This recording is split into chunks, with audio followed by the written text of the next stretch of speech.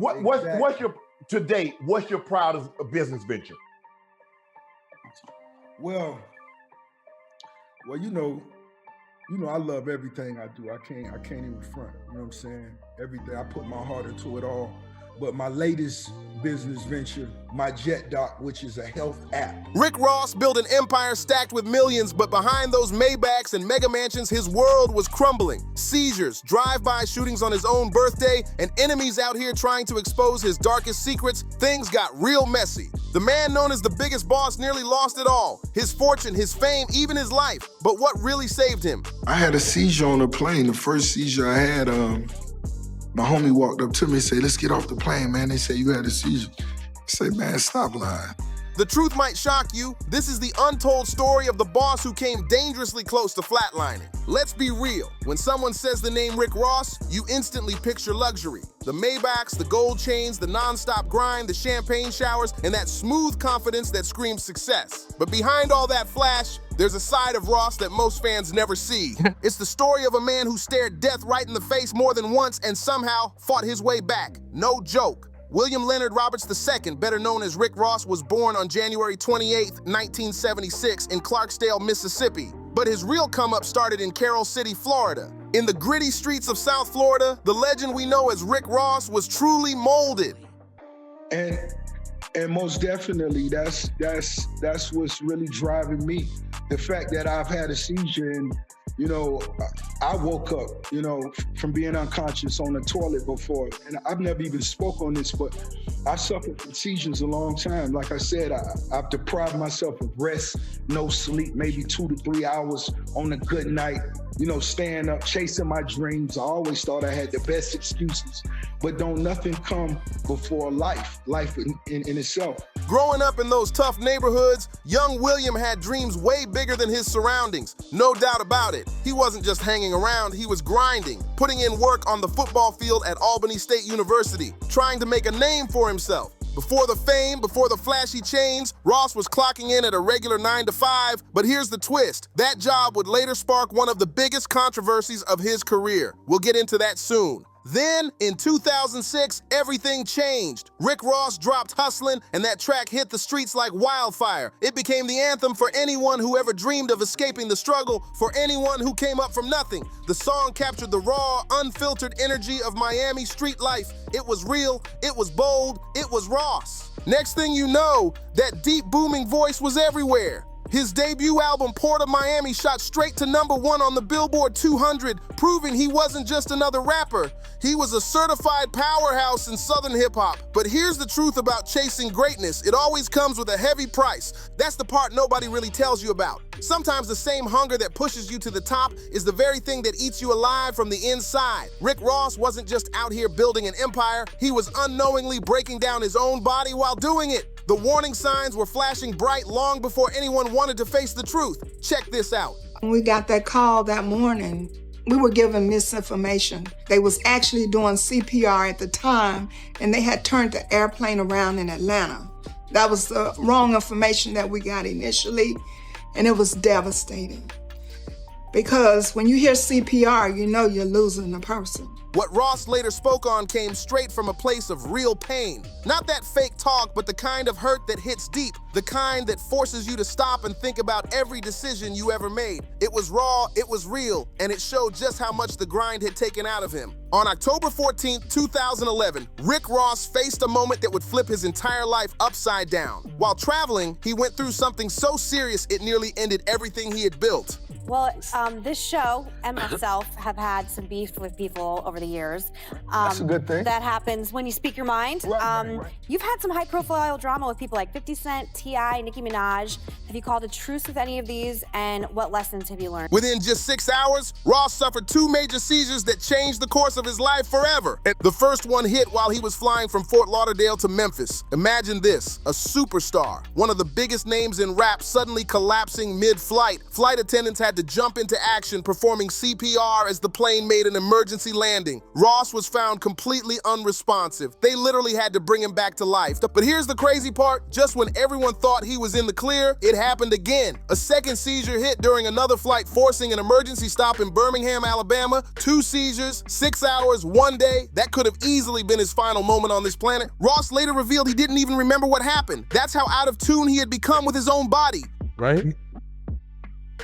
Ross is not, they got a beef because 50 didn't say what up to him. That's just a New York thing. Right. At one of the awards. I wasn't there, but that's how it sparred. Right. Nigga ain't say what's up to me.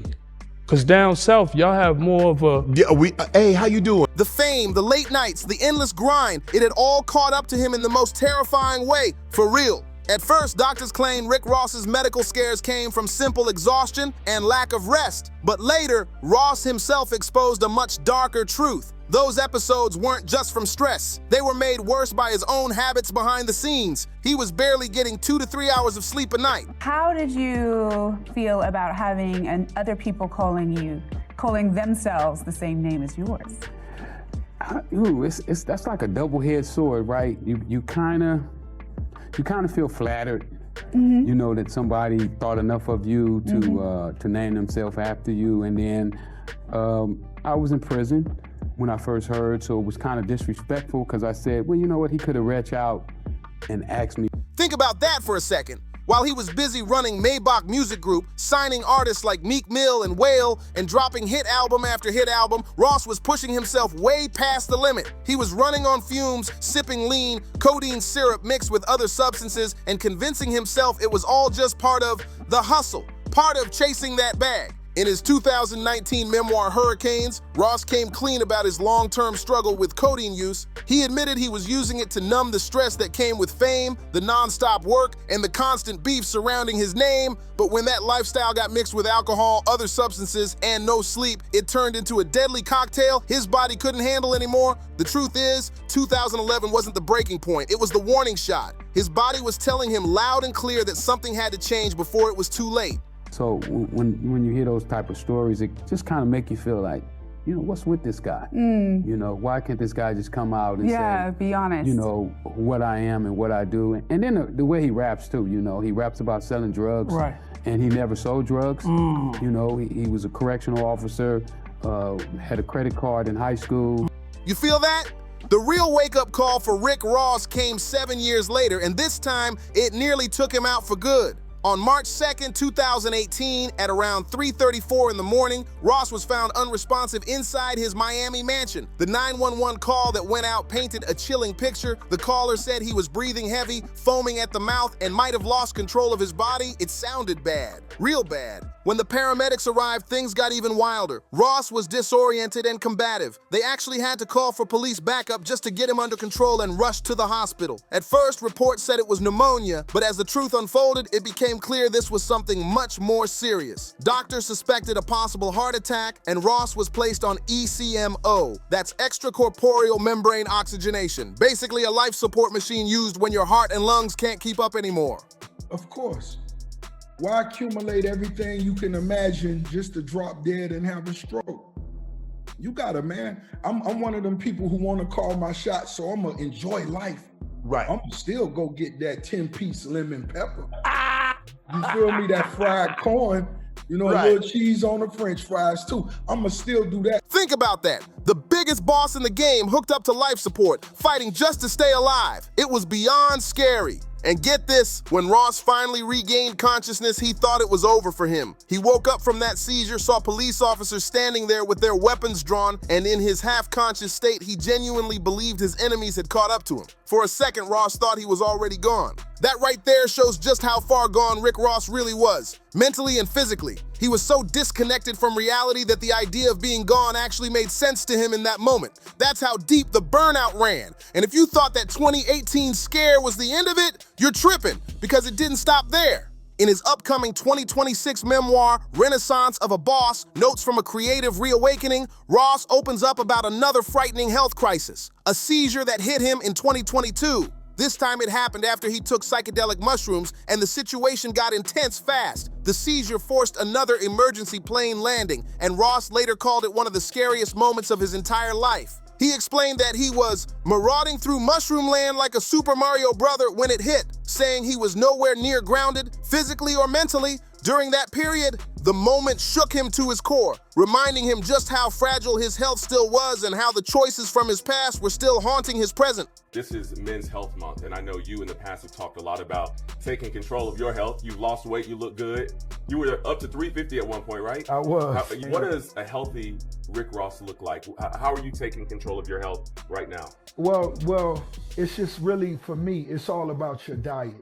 You know, and a lot of times I break the rules. The downfall of Rick Ross isn't just about surviving close calls. It's about a man who built an empire from scratch and nearly lost it all because he refused to slow down. His health scares were only one piece of the chaos, because while Ross was fighting battles inside his own body, the outside world was gunning for him too. Literally, enemies, fake friends, and shady moves were circling him nonstop.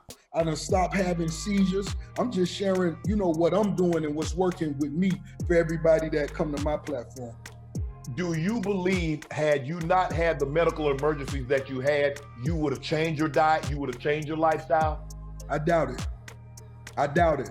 I was an all-city athlete. I made all-day class of 1994. If his medical struggles weren't enough, life had even more danger waiting for him. Beyond the seizures and hospital stays, Ross got pulled into the middle of real street drama and some of the most heated beefs in hip-hop. It wasn't just rumors, it got violent for real. On January 28, 2013, his 37th birthday, things took a terrifying turn. While celebrating another year of life in Fort Lauderdale, Florida, Ross became the target of a drive-by shooting. Let that sink in. He was supposed to be celebrating, but someone out there decided they wanted to take him out instead. Shots rang out from another car, and in pure panic and survival mode, Ross hit the gas in his Rolls Royce trying to get away. The situation turned into complete chaos. He ended up crashing into an apartment building.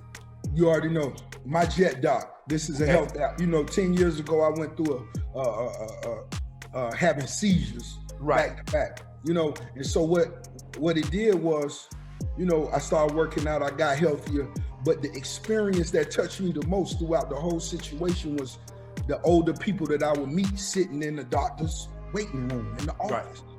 You know, the type of doctors I'm going to see is for your brain, and so the situation is a lot. It's a lot serious. Thankfully, neither Ross nor the woman riding with him was hurt, but the message was loud and clear. The streets were coming for him, and the biggest boss wasn't untouchable after all. The mental toll of having bullets flying at you on your own birthday, that's a whole different kind of scar. It sticks with you long after the smoke clears. The drive-by wasn't some random act either. It came right after a wave of online death threats from the gangster disciples who claimed Ross had disrespected their symbols and demanded payment. Ross saw it for what it was, straight up extortion, and he wasn't about to fold for anybody. After that, he moved smart, hiring 24-hour security to keep himself protected. But even with bodyguards around, the message was loud and clear. Living that boss life came with a target on his back, no doubt about it. So, if I'm reading you correctly, and I think I am on this situation, a lot of the things that you become involved in is through personal experience. I mean, you like wings? Hell, let me start a wing stop. I like this kind of beverage? Let me start this kind of beverage. I'm going to see a doctor about yada, yada, yada. Let me start this. Exactly.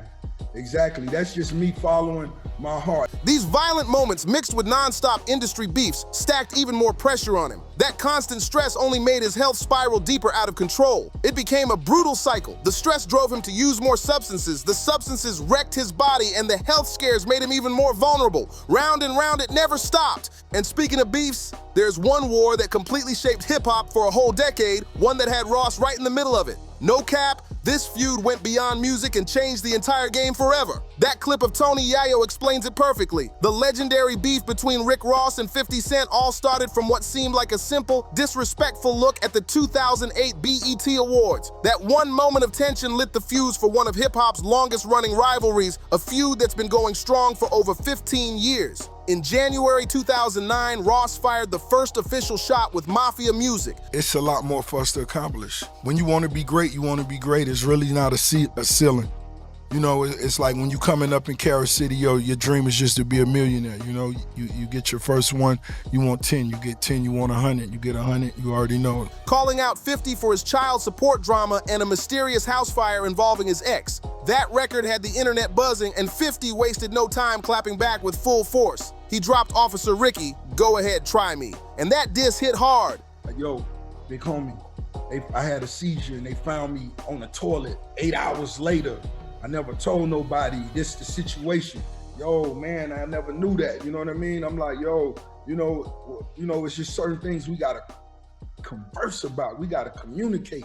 And that's why I felt I had to do this. Why? Because it dug up something that would haunt Ross for years, his hidden past as a correctional officer. Before Rick Ross was the biggest boss, William Roberts was actually working as a CO from 1995 to 1997. And in a rap world where street credibility means everything, that revelation hit like a bomb. Straight up, 50 didn't just diss him, he embarrassed him. 50 took things way beyond music, dropping a series of Officer Ricky cartoons that mocked Ross publicly, turning his image into a meme before memes were even mainstream. But 50 wasn't done. He kept pushing the line. He interviewed Tia Kemp, one of Ross's baby mamas, who blasted Ross on camera, and then came the wildest move of all. He leaked a private tape involving another one of Ross's baby mamas, Lastonia Leviston, adding his own voice commentary to humiliate Ross even further.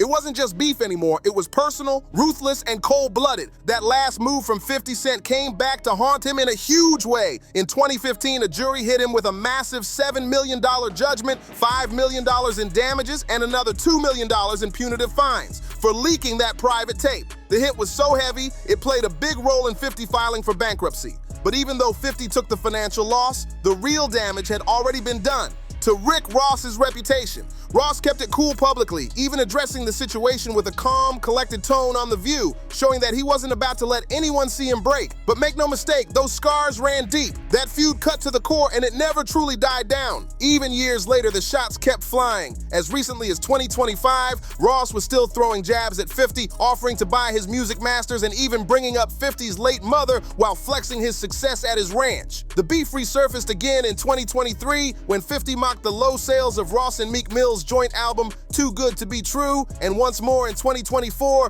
during all the chaos of the Drake and Kendrick Lamar situation, these two never missed a chance to reignite the fire. But 50 wasn't the only name Rick Ross had to deal with. There was another man, the real Freeway Rick Ross, the infamous drug kingpin who ruled Los Angeles during the crack era of the 1980s. When the original Freeway Rick got out of prison in 2009, he filed a $10 million lawsuit against the rapper, claiming his name and identity had been stolen.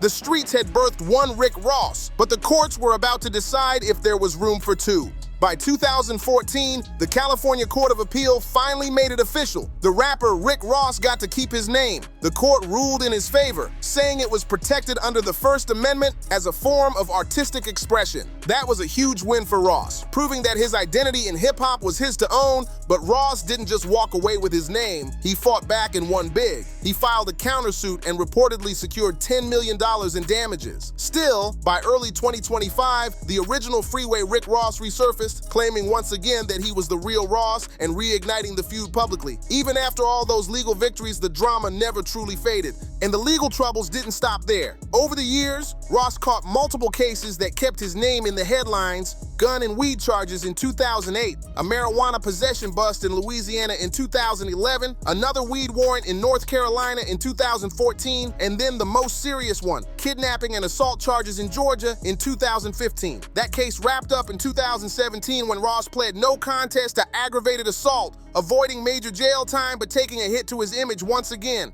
Then came the pain that no fame or money could soften. In November 2025, tragedy struck close to home when Ross's longtime manager and day one friend, Nadrian Black Bo James, passed away at just 45 from heart disease. He was found unresponsive at Ross's own home after a night of partying. Ross noticed something wasn't right, but it was already too late. He later posted a heartfelt tribute on social media, letting everyone know how much that loss crushed him. The man who had fought through his own near-death experiences had to watch one of his closest brothers lose that same battle. And the irony hit hard. For those who had followed Ross's journey, it was a painful reminder that even the biggest boss isn't invincible. Real talk, this is the part of Rick Ross's story that most people never really see. The endless beefs that drain your mind, the constant fear from the violence that keeps you looking over your shoulder, the non-stop legal battles that wear you down, and the heartbreak of losing the people you truly love. It's the kind of pressure that could break anybody. But somehow, through all the noise, all the pain, and all the chaos, Rick Ross refused to fold. That boss mindset wouldn't let him quit. He made a decision. If he was going to survive, he was going to do it on his own terms. And that's what makes Ross different from so many others who face similar storms. He didn't just survive, he leveled up. The man bounced back stronger than ever. By 2025, Ross had dropped serious weight, somewhere between 75 and 100 pounds, through hard work, clean eating, and pure dedication. No surgery, no quick fixes, just discipline, sweat, and the will to live a better life. The same man who once weighed over 350 pounds turned his whole lifestyle around. He hit the gym, cleaned up his habits, and started showing people what true transformation looks like. That's not just physical change, that's a spiritual one too. And when you know everything Ross has fought through, the near-death experiences, the losses, the hate, that last part hits way different. When Ross said, God, if you want to tap out early and everybody puts your t-shirt on, just don't do nothing, he wasn't just talking about fitness, he was talking about life and death. Straight up, he was speaking on mortality, on what it's like to watch people you love end up on memorial shirts. He was talking about seeing too many RIP tees and realizing he almost became one himself. They can't zip rosé up in a bag. That line hits deep. That's a man who's made peace with his past and his mortality, but decided he's not ready to go yet. No cap, he's fighting to live, not just exist. And you can see that new mindset reflected in every move he's making. Since founding Maybach Music Group back in 2008, Ross turned it into a full-blown powerhouse, pushing stars like Meek Mill, Whale, and Gunplay into the spotlight. But what really proves his growth is how far beyond music his empire now stretches. The same man who once nearly lost his life from neglecting his health is now investing in healthcare. He flipped his pain into purpose and profit. Ross has stacked businesses that include Wingstop franchises, Bel Air Rosé Champagne, Rap Snacks, and his own meal prep brand, Cora. It's not just about flexing wealth anymore, it's about legacy. The boss who almost didn't make it is now building a future worth over $90 million and showing the world what it means to rise from the edge and turn struggle into success. When it comes to music, Rick Ross never took his foot off the gas. His catalog runs deep, with more than a dozen studio albums that prove he's still one of the hardest working artists in the game. Port of Miami 2 dropped in 2019 and debuted at number 2 on the Billboard 200, showing the world that the biggest boss still had that magic.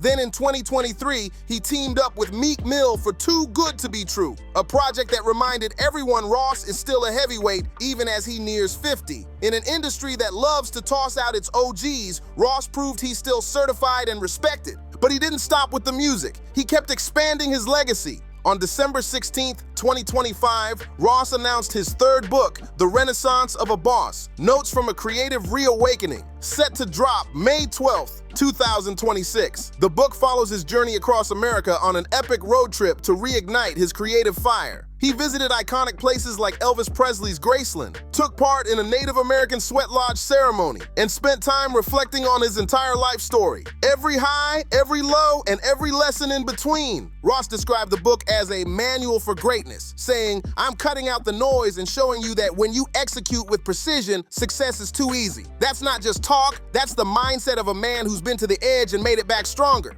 The truth is, that same drive, the relentless chase for more, is what almost killed Rick Ross. But it's also the exact thing that saved him. When he redirected that energy toward his health, his recovery, and building real lasting businesses, he turned tragedy into triumph. Turning tragedy into triumph. That's the real story of Rick Ross. Over the years, he's been the center of countless death hoaxes, especially during that terrifying 2018 hospitalization when everyone online swore it was over for him. Even as late as 2024, Reddit threads were still popping up with people debating whether Ross was even alive. His health scares had gotten so wild that most folks assumed his story could only end one way, but they were wrong. Fast forward to 2026, and Rick Ross is not only alive, he's thriving. The biggest boss is still out here making moves in music, expanding his businesses, and stacking wins through his Wingstop franchises and other ventures. On top of that, he's been giving back to his community, using his story as a reminder that change is always possible. Ross has been open about how close calls forced him to completely transform his lifestyle. He went from staying up all night in the studio, sipping lean until sunrise, to actually resting, hitting the gym, and caring about what he puts into his body.